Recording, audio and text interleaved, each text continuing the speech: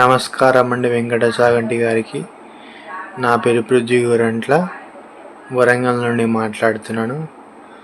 నా ప్రశ్న ఏమిటంటే ప్రారంధ కర్మ గురించి. అన్ని సమస్యలకు మూలం అహంకారమే అంటారు. మరి జ్ఞానోదయం పొందిన తర్వాత కూడా, అంటే మన అహంకారం నాశనమైన తర్వాత కూడా ప్రారంధ కర్మ ఉంటుందా, అంటే సమస్యలు ఉంటాయా? దాని గురించి వివరించగలరని కోరుతున్నాను. ధన్యవాదాలు. ఓం నమస్తే. నేను doctor Venkata Chaganti, president, university of applied Vedic sciences. Prithvi Gorantla అడిగిన ప్రశ్న ప్రారంధ కర్మ గురించి, అలానే అహంకారం గురించి, అలానే జన్మెత్తడం గురించి. పృథ్వీ గోరంట్ల ప్రారంధ కర్మ అంటే ప్రారంభించుడు కర్మ, అంటే జన్మ ఎత్తడానికి కారణమయ్యే కర్మ అన్నమాట. సో ఏ జన్మ ఎత్తుతాడు మనిషి? ఇప్పుడు ఒక మనిషి ఎక్స్ అన్న అతను కొన్ని కర్మలు చేసి చనిపోయాడు అనుకోండి, అతను ఏ జన్మ తీసుకుంటాడు? చెట్టు కింద తీసుకుంటాడా, లేకపోతే ఒక జంతువు కింద తీసుకుంటాడా, లేకపోతే ఇంకొక వస్తువు కింద తీసుకుంటాడా అన్నది ఆయన చేతుల్లో ఉన్న పని. సో అంటే ఏంటి? ఆయన చేసిన కర్మలు ఏవైతే ఉన్నాయో దాని ప్రకారమే పరమాత్ముడు ఆ జన్మ ఇస్తాడనమాట. సో ఆ జన్మ తీసుకొని ఆ జన్మలో ముందుకు సాగిపోతాడు. సో ఇప్పుడు అలా అలా మళ్ళీ మానవ జన్మ వస్తుంది.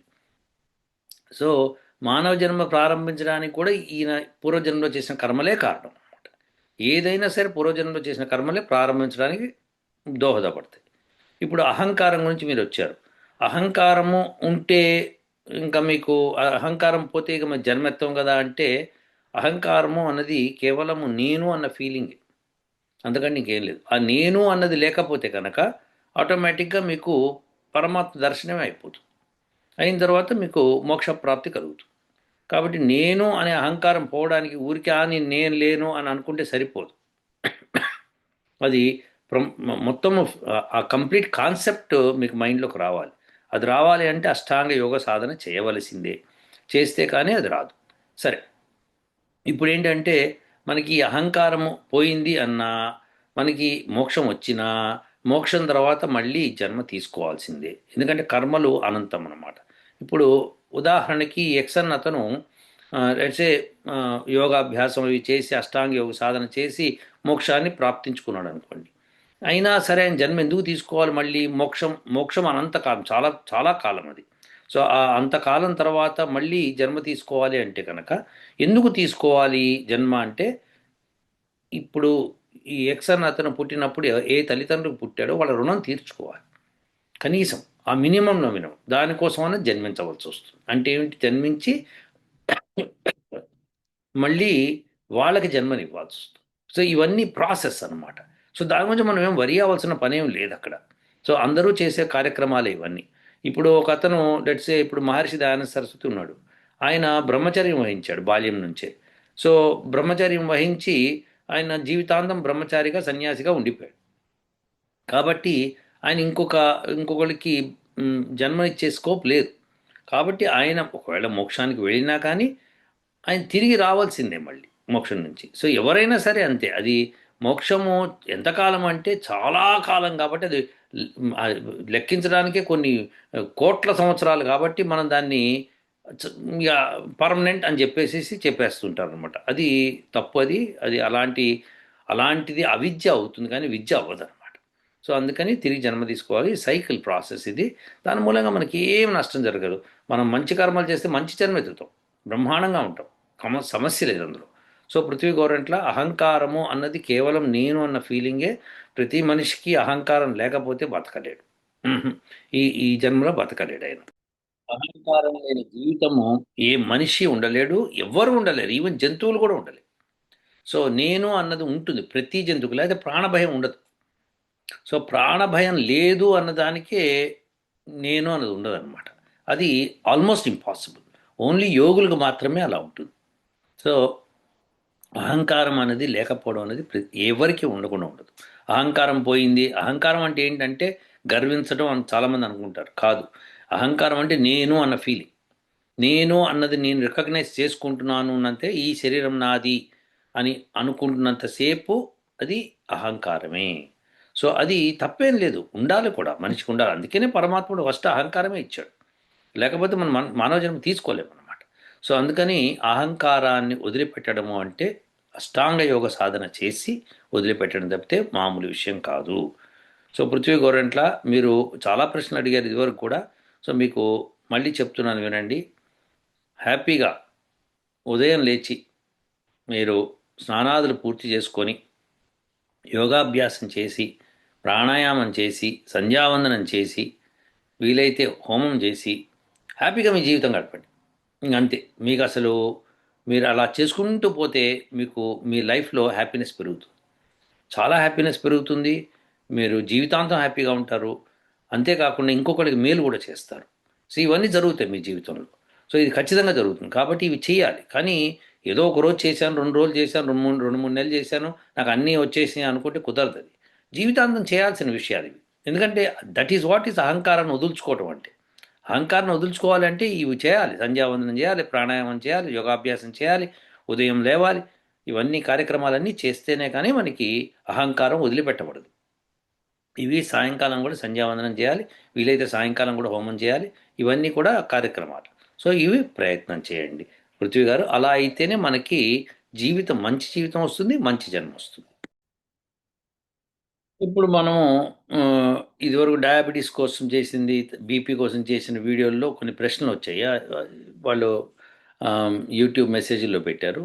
అందులో ఎవరో రాశారు, వెన్నెముక నొప్పి, నడుము నొప్పి ఉన్న వాళ్ళు ఈ డయాబెటిక్స్ ఎక్సర్సైజ్ చేయొచ్చా చేయకూడదా అని. దానికి ఆన్సర్ ఏంటంటే, చేయకూడదా చేయొచ్చా అనేది మీ శరీరం మీద ఆధారపడి ఉంటుంది. మీరు చేయగలిగితే చేయండి, చేయలేకపోతే చెయ్యొద్దు. అంతేకాని దాన్ని వెన్ను నొప్పి ఉంది, భుజం నొప్పి ఉంది, కాలు నొప్పి ఉంది, చెయ్యొచ్చా అంటే అది మీకు నొప్పి లేనంతసేపు చేయొచ్చు. నొప్పి ఉంటే ఆపేసేయాలి. మీరు అది మీ ఊహకు కూడా, మీ అనుమానం కూడా అని వచ్చిందనుకోండి, నొప్పి వస్తుందేమో అని మానేయటమే. ఎందుకంటే దీనికి మార్గం లేదు ఇంకా. ఎందుకంటే ఇప్పుడు అదేదో కొననాలిక మందేస్తే ఉన్ననాలిక ఊడిందని అలా చేసుకోకూడదు మనం. ఎంతసేపు జాగ్రత్తలు తీసుకోవాలి. నా శరీరానికి ఇది ప్రాబ్లం లేదు అనుకుంటే చేయటం, లేకపోతే చేయకపోవటం. నడువు నొప్పి, వెనుపూస నొప్పి ఉన్న వాళ్ళు ఫస్ట్ దాన్ని ట్రీట్మెంట్ చేసుకోవాలి. అది చేసుకొని ఇది చేసుకోవచ్చు. ఈ లోపల మందులు వాడుతూనే ఉంటారు కదా మీరు. సో అది చేయవచ్చు అనమాట. కానీ ప్రత్యేకించి నేను అనేది ఏంటంటే, ఈ ఎక్సర్సైజ్ చేసేటప్పుడు దీనికి మీరు మీ శరీరం సహకరిస్తేనే చెయ్యండి, మీకు సహకరించకపోతే చేయకండి. ఇది చాలా సింపుల్ విషయం అనమాట. మీకు ఏది అనుకూలమో అది చేయాలి. బద్ధకించి చేయకపోవడం అనేది మహాపాపం అది. సో బద్ధకంతో, లేదు నాకు అక్కడ నొప్పి ఉంది, నాకు ఇక్కడ నొప్పి ఉందని బద్ధకంతో మందులు వేసుకోవడం అనేది అది మహాపాపం. మీకు మీరే అన్యాయం చేసేసుకుంటున్నారు. అలా కాకుండా నాకు బద్ధకాన్ని వదిలిపెట్టాలనుంది, బద్ధకం వదిలిపెడతాను అనుకుంటేనే మీ జీవితం సఫలీకృతం అవుతుంది. గుర్తుపెట్టుకోండి, మీరు ఎన్ని కోట్లు సంపాదించినా బద్ధకం వదిలిపెట్టాలి. ఎందుకంటే బద్ధకం వదిలిపెడితే శరీరం వేస్ట్ అయిపోతుంది. ఈ శరీరం అద్భుతమైన శరీరం. ఇది పరమాత్ముడు మనకి ఇచ్చిన ఒక అద్భుతమైన కానుక. ఆ కానుకని మనము వేస్ట్ చేస్తామా చెప్పండి? పరమాత్ముడు ఇచ్చిన కానుకది. ఇంకా పరమాత్ముడు ఇంతకంటే మీకేమి ఇవ్వాలి? ఆ శరీరాన్ని నిలబెట్టుకునే ప్రయత్నం మనం అందరం చేద్దాము, హ్యాపీగా ఉందాం. సో ఇంకో మెసేజ్ చూద్దాం ఒకసారి. ఈ మెసేజ్ చూడండి. ఈయనెవరో ఎన్ శ్రీనివాసులు రెడ్డి అట. 133 ఉన్నోడు 12 సార్లు చేస్తే 240 తగ్గితే ఎంత సార్? అసలు ఈ తెలివితేటలు ఏమనాలి? అబాబాబాబాబా, అసలు ఏమి తెలివితేటలండి బాబో. అసలు ఇది మరి ఏఐలో పాల్గొనుంటే ఈయన బాగుండేది అనిపిస్తోంది నాకు. ఇదేంటంటే 133 ఉందట. ఆయన ఒకవేళ 12 సార్లు చేస్తే, అంటే నేను ఒకసారికి 20 పాయింట్లు తగ్గుతాయన్న కదా, 12 సార్లు చేస్తే 240 తగ్గుతాయి కదండి. అంటే 133 నెగిటివ్లోకి వెళ్ళిపోతుంది కదా. ఆయన ఎక్కరింతగా అడుగుతున్నాడు అనమాట. బాబు నాయనా, నువ్వు ఒకటే ధ్యాస పెట్టుకుంటున్నావు. ఇది తగ్గుతుంది అన్నప్పుడు మీకు ఆకలి కూడా పుడుతుంది. మీరు తింటారు, తినకుండా నీరసం వస్తుంది, చేయలేరు. మీకు షుగర్ 60 కంటే పడిపోతే మీరు అసలు నీరసంగా కింద పడిపోతారు, కడుదిరి. సో దేర్ఫోర్ 60-40 అలా వచ్చిందనుకోండి షుగర్స్, ఇక మనిషి మూర్చపోతాడు గ్యారంటీగా. సో అందుకని చేయలేడు మనిషి, 12 సార్లు చేయలేడు. సో ఇది దృష్టిలో పెట్టుకోండి. ఈ తెలివితేటలు ఉపయోగించకండి, ఇలాంటి చెత్త మెసేజ్లు పెట్టకండి. మీరు 12 సార్లు చేస్తే ఎంత సార్ అని చెప్పి వెక్కిరింతగా అడగకూడదు. అది మీరు కాస్త గమనించండి. ఇదేంటంటే 240 పాయింట్లు ఎప్పుడు తగ్గుతాయంటే 480 ఉన్నవాడికి 400కి 300 ఉన్నవాడికి తగ్గించుకోవడం సాధ్యం. కానీ అది కూడా అంత దాకా రాలేడు మనిషి. మీకు 100 కంటే కింద పడడం మొదలుపెట్టిందంటే మీరు ఇంకా షుగర్స్ తగ్గిపోయినట్టే లెక్క. తగ్గిపోయిన తర్వాత మళ్ళీ ఎవడు చేస్తాడు? ఎవడు చేయడు. ఇప్పుడు పిసినారు ఏం చేస్తాడంటే డబ్బు దాచిపెట్టుకుంటూ పోతుంటాడు. అంతవరకే వాడి పని, ఖర్చు చేయలేడు. అలా చేయడం జరగదు నాయన. మీకు ఆకలేసిన తింటారు, తినగానే మళ్ళీ షుగర్స్ పెరుగుతాయి. సో మళ్ళీ తగ్గించుకునే ప్రయత్నం చేయాలి. అంతేకాని ఇలాంటి పిచ్చి ప్రశ్నలు వేయకండి. కనీసం కామన్ సెన్స్ ఉపయోగించడం నేర్చుకోండి అందరూ కూడా. సో మినిమం అనమాట. అరే ఎట్లా తగ్గుతుంది, అట్లా మనిషి ఎంత దాకా వెళ్ళొచ్చు, కొంత దాకా వెళ్తే పడిపోతాడు మనిషి ఇంకా. సో ఇది కూడా తెలుసుకుంటే జీరోకి వెళ్ళలేడు మనిషి ఇంకా. సో మనం జీరో షుగర్స్ కాదు కోరుకునేది. మనం కోరుకునేది ఏంటంటే షుగర్స్ విదిన్ లిమిట్స్. ఇది వెరీ ఇంపార్టెంట్. మనకి డయాబెటీస్ కంట్రోల్లో ఉండడం కావాలి. ఇది చాలా సింపుల్ ఎక్సర్సైజు. ప్రతిరోజు కూర్చొని ఎవరో కూడా చక్కగా రాశారు. ఏమనంటే ఆఫీస్లో కూర్చొని చేయొచ్చు, బస్సులో ట్రావెల్ చేస్తూ చేసుకోవచ్చు, కూర్చొని కూడా చేసుకోవచ్చు. కాకపోతే కూర్చొని చేసుకుంటే ఎక్కువ పాయింట్లు తక్కువ పాయింట్లు తగ్గుతాయని తెలుసు మనకి. ఎక్కువసేపు చేసుకుంటే సరిపోతుంది. అలానే మనం టీవీ చూస్తూ కూడా చేసుకోవచ్చు ఎక్సర్సైజు. చాలా బాగుంది. కానీ కూర్చునే యాంగిల్ అవి చాలా ఇంపార్టెంట్. ఎందుకంటే ఒక మాట ఏమవుతుందంటే సరిగ్గా కాళ్ళు ఎత్తకపోతే వేరే చోటు నుంచి షుగర్స్ బయటకు వస్తాయి. అప్పుడు అది ప్రమాదం అవుతుంది. ఖర్చు పోయి మనకి ఇదవుతున్నాం. కాబట్టి ప్రాపర్గా చేయాలి. ఏ ఎక్సర్సైజ్ అన్నా ప్రాపర్గా చేస్తే చాలా బాగుంటుంది. అందుకని మీరందరూ తెలుసుకోవాల్సింది ఏంటంటే ఫస్ట్ ప్రయత్నం చేయండి. తగ్గింది అనుకోండి హ్యాపీ కదా. చాలామంది రాస్తున్నారు మాకు ఇన్ని పాయింట్లు తగ్గినాయి సార్, ఇలా హ్యాపీగా ఉంచారని. కానీ అది రెగ్యులర్గా చేసుకుంటూ పోవాల్సిందే. ఎలా అయితే రెగ్యులర్గా ట్యాబ్లెట్ వేసుకొని మనిషి బతుకుదానికి ప్రయత్నం చేస్తాడో అలానే రెగ్యులర్గా ఎక్సర్సైజ్ చేసుకుంటే చాలా బాగుంటుంది. ట్యాబ్లెట్కి సైడ్ ఎఫెక్ట్స్ ఉంటాయి, దీనికి నో సైడ్ ఎఫెక్ట్స్. హ్యాపీ ఉంటుంది. ప్లస్ యూనో అది ఒక యోగా. ఆ యోగం మూలంగా మీకు బ్రహ్మాండమైన ఎనర్జీ వస్తుంది బాడీలోకి. So that we can utilize it అనమాట. సో ఇప్పుడు ఇంకొక మెసేజ్ చూసి ఆపేద్దాం. ఈయనెవరు NLN666. ధన్యవాదాలండి. మా తల్లిగారు వయసు 75 ఏళ్ళకు పైబడి ఉంటాయి. ఆవిడకి షుగర్స్ అసలు కంట్రోల్లో ఉండదు. 15 సంవత్సరాలుగా ఇన్సులిన్ కూడా వాడుతున్నారు. మొదటి టెస్ట్ చేయగా 275 ఉండగా మీరు చెప్పిన ఆసన ప్రక్రియ చేసి 5 నిమిషాల తర్వాత చెక్ చేస్తే ఆశ్చర్యంగా 239 ఉంది. అంటే 36 పాయింట్స్ తగ్గింది. బాగా పనిచేసింది. రోజుకు 5-6 సార్లు చేయమని చెప్పాను. కాకపోతే అది శాశ్వతమా తాత్కాలికమా అనేది పరిశీలించాలి. ఆహార నియమాలు కూడా ఇదమిత్తంగా తెలిపితే బాగుంటుందండి. శాస్త్ర ఆధారంగా ఆయుర్వేద సలహా కూడా తెలియచేయండి. ఇది బాగుందండి. అయితే చాలా మంచి పని చేశారు ఆవిడ. కాకపోతే ఏంటంటే 75 సంవత్సరాలు అంటున్నారు. ఆవిడకి ఓపిక ఉంటే చేయమనండి, లేకపోతే లేదు. ఎందుకంటే మనము అనవసరంగా ఆవేశపెట్టకూడదు. సో ఆవిడ ఓపిక ఉండి చేస్తాను అనే పని అయితే చేయమనండి. అయితే ఇది శాశ్వతమా తాత్కాలికమా అంటే ఇన్సులిన్ తీసుకుంటున్నారా శాశ్వతమా? కాదు. డయాబెటిక్ ట్యాబ్లెట్లు వేస్తున్నారు శాశ్వతమా? కాదు. సో జ్వరం వచ్చింది, జ్వరానికి ట్యాబ్లెట్ వేశారు, తగ్గింది, మళ్ళీ కొన్నాళ్ళతో మళ్ళీ జ్వరం వస్తుంది. ఇది మామూలు ప్రాసెస్. ఇది ఎక్సర్సైజ్ చేయడం మూలంగా ఆవిడకి ఆయుష్ కూడా పెరుగుతుంది. 75 నుంచి ఆవిడ 100కి పెంచుకోవచ్చు ఆవిడ ఆయుష్ని బ్రహ్మాండంగా. ఎందుకంటే మనిషి సకారాత్మకంగా ఉండాలి. సకారాత్మకంగా ఉంటే ఏంటంటే మనం పనులు చేస్తూ ఉండాలి. సో ఆ పనులు చేయకపోతే మనము శరీరము పడిపోతుంది.